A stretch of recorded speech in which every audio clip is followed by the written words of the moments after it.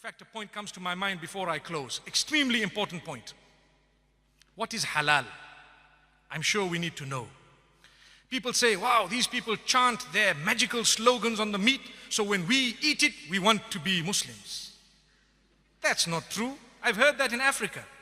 They say these people chant their witchcraft on all our animals, so why should we eat halal? That is the most foolish statement I've ever heard. All the creatures have been given life by the Almighty. Who is the giver of life? The Almighty. What gives me the right to take the life of a cow away? I don't have the right. So the Almighty says, well, under certain conditions, you may be granted permission to take that life away in a specific way. What is that? If you really would like to eat, consumption, certain animals we've made for consumption. So I am not allowed to destroy the creatures of the Almighty for no purpose. I cannot even destroy the ecosystem without purpose. If I want to cut trees down, I need to ask myself, why am I doing it? If there's no purpose for it, leave the tree. It has life of a different nature. You're a Muslim. You need to be at peace with everything else. But yes, if there is a need for firewood or there is a need to clear the path, I may say, in the name of the Almighty, the giver of the life, and I begin to cut that tree. So what about insects? Before you spray your mosquito repellent, mosquito? Well, if it's making that little sound, irritating sound, I'm talking of Africa, I don't know about here, but I'm sure you get mosquitoes here. That little sound that irritates you, before you spray your doom, you say in the name of the Almighty, Bismillah, you spray your doom. What happened? They were doomed. But that was for a purpose. You don't just go and destroy. If a reptile is harming you, you may. By the name of the Almighty, you need to take His name because He's the giver of that life. Who are you to take it away? So when it comes to the animals, there are certain animals that are permissible to eat. You cannot just be barbaric. The way you have treated the animal from the point of its birth to the point of its slaughter is extremely important. You need to be completely humane even with animals. You need to treat them, give them that life that they deserve, feed them properly, give them that air and the space. If you were to look at abattoirs that belong to non-Muslims, they are very barbarically run.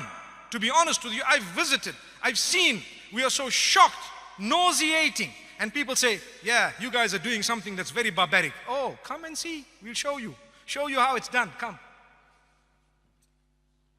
So now when we get to the cow, for example, or the sheep that has been fed properly, and it has not been force-fed and kept in a pen like the ducks of the world and the chickens that don't even grow feathers anymore because they are modified. Their sole purpose of being given life is to grow until they are killed brutally in order to be served on the table. Not halal. We don't want that. It must be accorded its life. It must be treated as a proper chicken. It must be treated as an animal, a bird, whatever it is. It must be fed properly. And at the same time, you bring it to the pen. You slaughter it in a way that it does not witness the others. And at the same time, such a sharp blade. And why is it that the throat is used? Because of the central nervous system. Powerful statement. Sometimes people hack these animals to death. People say, you need to stun these animals. Did you know that there is research that proves that stunning an animal actually creates greater pain than if you don't stun the animal? People say, how? Go and check. You're confusing the animal totally. You're killing it unconscious. What are you talking about? Amazing.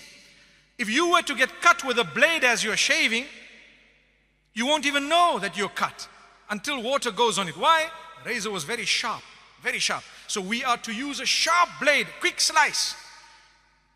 When I burn my fingers, what happens? A message goes from the sensory nerves to my brain, central nervous system, that you know what, something has happened here. The brain comes back and the message goes through the bloodstream, central nervous system. It says, you are hurt, lift your hand up. And I do this. It happens within a split second. But if the central nervous system is ruptured from the jugulars, the pain, the message goes up, it gets stuck there because it cannot go up anymore. Blood system, bloodstream, out. So what happens?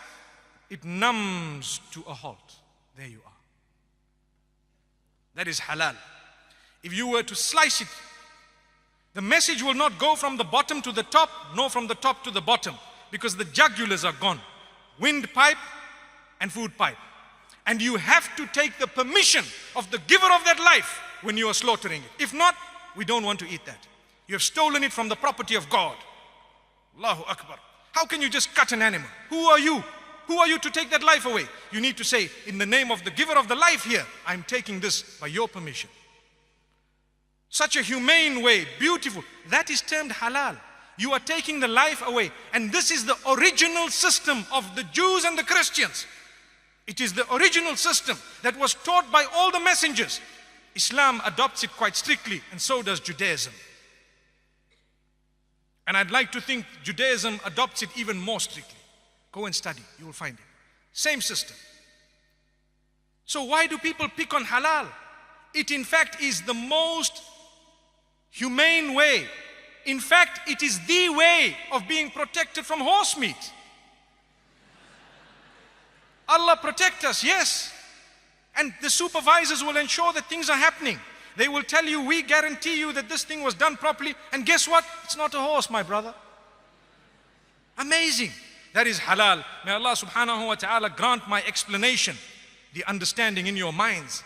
It is a privilege and honor to eat something that was slaughtered by the name of the giver of the life. To say only for eating purposes, consumption, we took into consideration every rule that you have put, and we have actually fulfilled everything. So we hope we will now get the blessing of the food that we put into our mouths. If not, I'd rather eat the vegetables.